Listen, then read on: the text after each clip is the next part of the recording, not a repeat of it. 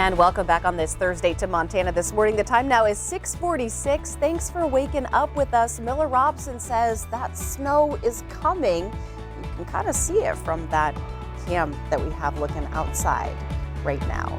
Well, thanks for joining us here. And I'm Andrea Lutz, Victoria Hill. She's got the morning off today. We begin at the Montana legislature this morning, where debate over a bill encouraging Northwestern Energy to acquire a larger share of Colstrip's power plants is infuriating people on both sides of the issue. The House just held its first hearing on the bill, geared toward Northwestern charging customers more for power if the company purchases the two remaining coal-fired power plants. Supporters argue it'll keep the plants up and running, and opponents say it undermines 100 years of rate-making policy.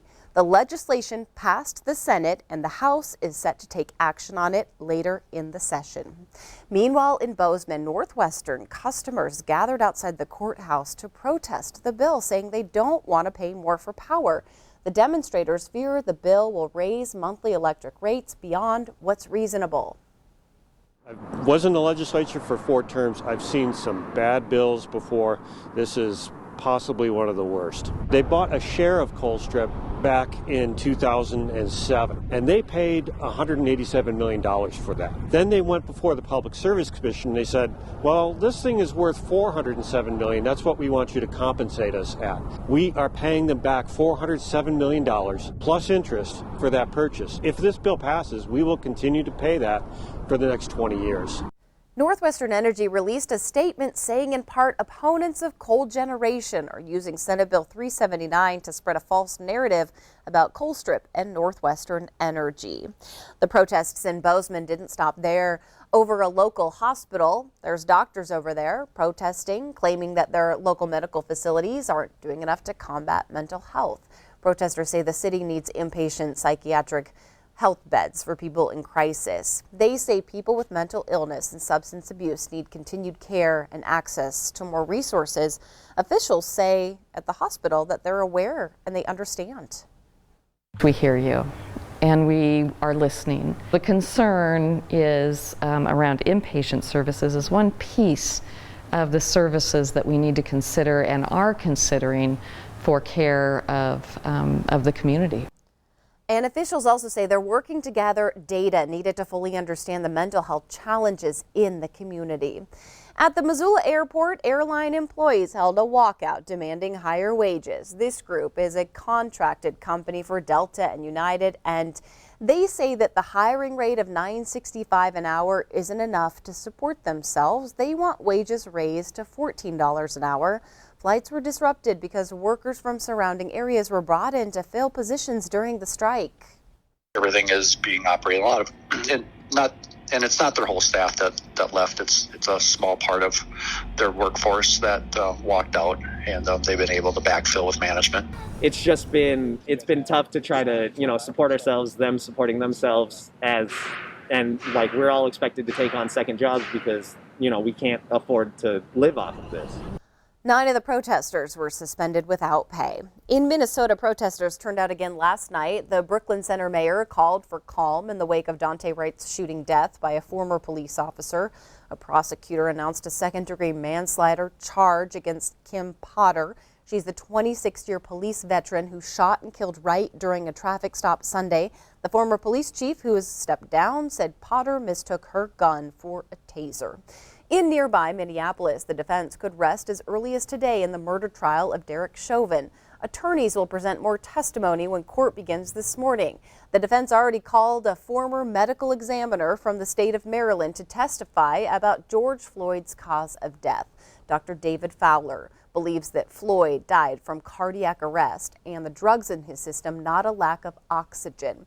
He testified he declared the death as undetermined due to a number of factors. In the defense rests today, the judge plans to give the court an off day before closing arguments begin on Monday. In Carbon County, deputies spend as many as 9 hours a day transporting offenders to jails in surrounding counties, and that's because Carbon County has no jail of its own. Officials say it puts the community at risk when offenders are out and deputies are constantly on the road. So they're holding a series of public meetings to try and woo the community for a new jail. The renewed effort would put $19 million detention facility right there off Highway 212 in Joliet. Deputies in Carbon County spending hours on the road, traveling Montana, all to find a bed to house a prisoner. We either don't put people in jail that normally would be, or if we have to transport, a bulk of our prisoners go to Gallatin County. Sheriff Josh McQuillan says ultimately the situation means public safety's at risk. That's unacceptable. And it's costly too. We got a couple of board bills between the two of the facilities we utilize, one being Gallatin County, one being Broadwater County. Total of that board bill is almost $30,000. Costing the county as much as $900 a day just to transport. So that's why county officials are renewing talks to build a 53-bed detention facility on existing county land. Some people think it's a no-brainer and it's something that's definitely needed. Some folks are adamantly opposed. But in addition to the $19 million price tag for the building, Commissioner Bullock says there's another $2 million needed to operate it. And we'll do what our people tell us at the end of the day, but we have to ask. The sheriff says time spent traveling. I mean, yesterday we left at 2 o'clock in the afternoon to go to Gallatin County for a transport. Could be time spent protecting. That person got back at 6 o'clock last night. The level of public safety will increase. The bond election for that proposed detention center is planned for August 3rd, with the facility complete in late 2023. The jail would cost taxpayers an additional $160 a year on a home valued at $200,000. Here in Yellowstone County, appointments for the COVID-19 vaccine are now open to out-of-county residents ages 16 and 17. This after demand for the vaccine is slowing down. Last week, over 1,000 free vaccination appointments were still unfilled. Hesitancy may be to blame. 27% of polled Montanans were either definitely not or probably not going to get the shot. 45% said they were concerned about side effects. 33% want to wait and see if it's safe. An independent panel for the CDC wants to wait before issuing new guidance on the Johnson & Johnson vaccine. Their announcement comes a day after a temporary pause in using the single-dose vaccine nationwide. 6 women, 1 died, and came down with an extremely rare blood clot disorder after that shot. The CDC says it's important to determine how the vaccine might play a role. A Wyoming man originally sentenced to death for the murder of a Billings teenager could be headed back to death row. Dale Eaton will undergo a mental evaluation to determine if he's competent for sentencing. The 76-year-old will spend 30 days at the state hospital. He was convicted of the 1988 rape and murder of Lisa Kimmel, who was on her way from Denver to visit her family in Billings when she was abducted. The case went unsolved until 2002 when DNA linked Eaton to the crime. And a wanted suspect out of Bighorn County, Montana, is still on the loose. Fabian Dawes, accused of shooting and seriously injuring a man last week. That victim is now out of the hospital, but Dawes is charged with attempted homicide and obstructing, and authorities warn that Dawes could be armed and dangerous. Today, congressional Democrats will take the first step to transform the makeup of the Supreme Court. They'll introduce legislation to expand the Supreme Court from 9 to 13. The court can only be expanded by an act of Congress, but any legislation is unlikely to pass due to a narrow majority for Democrats. President Joe Biden previously said he's not a fan of packing the court. And Biden is defending his decision to withdraw remaining U.S. troops from Afghanistan. He says our country needs to fight the battles for the next 20 years, not the last 20. His decision drew a sharp response from Republicans. Senator Lindsey Graham says removing troops cancels an insurance policy that prevents another 9/11. Okay, so if you are thinking about becoming a doctor, Montana might be the best place for you. According to a recent study by Wallet Hub, Montana is the best state for doctors. The study looked at 19 different factors, including the average salary and the quality of the public hospital system. 2 of Montana's neighboring states also made that top 10 list. Idaho at number 3 and North Dakota ranks number 7. I don't know. I mean, I think probably Montana's a lot of great places, positions for a lot of people, Miller. Oh, yeah, So yeah. It's a not great just state for that. doctors. Yeah. You know, the one thing that me and my wife noticed when we first got up here is that, boy, there's a lot of clinics around. Yeah. Makes us feel safe.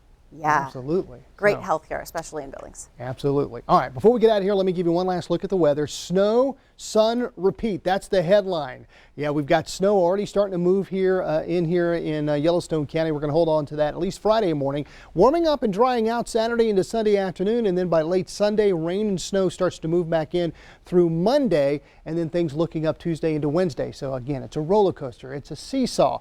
Seeing a few flakes spit out right now. You can see, boy, look at that stratus cloud. They're mixing down to the surface, so we do have some visibility issues with some patchy fog around the viewing area. 27 right now at the airport, feels like 18. Humidity's back up near 90%. Dew point 24, winds out of the north at about 9 miles an hour. Let me step out of the way here. You can see Lewistown, where we're down to 5 miles in visibility. Up at Great Falls, they're down to a mile visibility or less in Cody and Worland. Also, looks like it's rebounded just a bit here in Billings. We were down to about 8 or 9 miles earlier. And then Glendive down to about 5 miles in visibility this morning because of the fog. Also want to put this out there too across the wire. Wet roads expected already happening right now between Roundup and Billings. Also Huntley to west of Forsyth. Black ice is possible between Judith Gap and Harlanton, and icy roads around Big Timber to go along with the fog out there. So just a really oogie start out there as the snow starts to move in from the south. That area of low pressure coming out of Utah, skirting along the southern border of Wyoming. And this is the result. You can see the snow moving up and will continue to do so as we go along today. So your morning commute, somewhat dicey. Definitely going to be dicey later on this afternoon and tomorrow morning. Could see some warmer temperatures enough to where we could see some melting overnight. We could see the refreezing though from that melting. So tomorrow morning we definitely could have a chance of seeing some of those slick roads. Now this is a great graphic from the National Weather Service here in Billings, and we're so lucky to have them. This is their projection Thursday into Friday. If you take a line from just south of Harlanton down to Broadus, anything south of that, a better chance where we could see some of that accumulation from Fort Smith down to Sheridan, 2 to 3 inches, 4 to 6 around Red Lodge, Nye, 3 to 4, Columbus 2 to 4. Says less than an inch here in Billings. We actually may get maybe an inch to an inch and a half with the latest models coming in.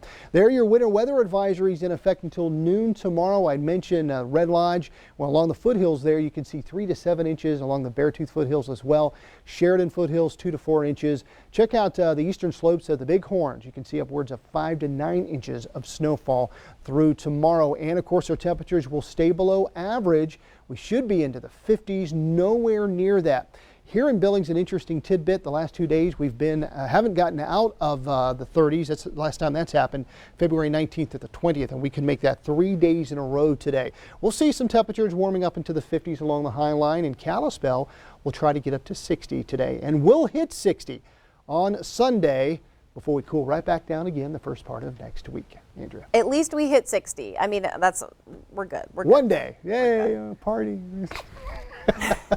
All right, Miller, thanks so much. And don't forget Jackie Robinson Day, right? There you go, right. number 42. All right, thanks for joining us. Have a great day, everyone.